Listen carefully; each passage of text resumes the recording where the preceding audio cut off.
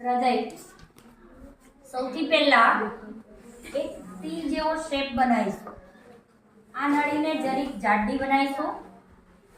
એટલું થઈ ગયા પછી આમ ટી જ બનાવવાનું છે, એટલે વચ્ચોવચ્ચથી એ નળીને નીચે લાવીશું.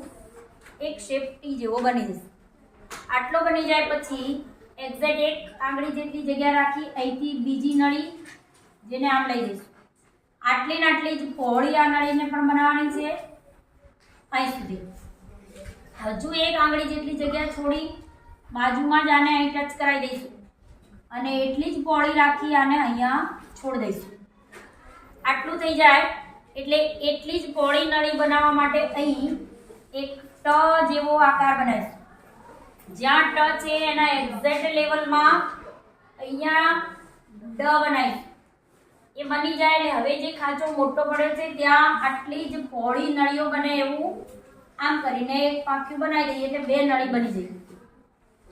જ્યાં ટ અને ડ બનેલા છે એક્ઝેક્ટ ત્યાં અથવા એને ટચ થાય એવી રીતે એક હાર્ટનો શેપ બનાવીશું. પૂરેપૂરો હાર્ટ શેપ બનાવીશું. એ શેપ બને એટલે હવે એને પાક્કો કરી દઈશું.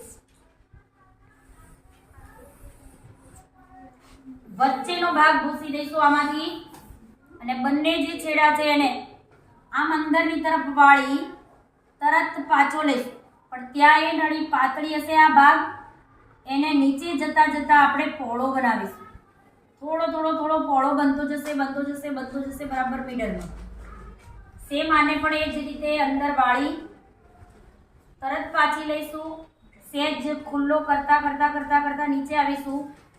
બરાબર મિડલમાં આવે એટલે આ જે રહી એને ને આને જમણી બાજુ વાળી લીટી છે એની સાથે કનેક્ટ કરી દઈશું બંનેને. હવે બરાબર અહીં ધ્યાન, આ બાજુ વાળું જે રહ્યું આને સહેજ નીચે લાવી અને જેમ કે તમે આપણે દરવાજો ખોલવા માટે આમ બે ચકલા બનાવ્યા હોય આવા, એવું એક આ તરફ અને એક એની સામે આટલું દોર દઈશું. આ બાજુ જે આ નળી ટી દોરેલો છે એની ડાબી નળી એક્ઝેક્ટ આની બાજુમાં જ અહીં પણ એક આમ કરીને અને એક એની સામે.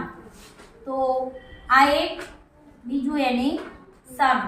આટલું કામ પૂરું થઈ જાય એટલે જેટલી નળીઓ ઊભી દેખાઈ રહી છે એને સાફ કરીશું. જેમ કે આ ઊભી છે એને સાફ કરી, બીજી બાજુમાં ઊભી છે એને સાફ કરી, ત્રીજી બાજુમાં ઊભી છે એને પણ સાફ કરી.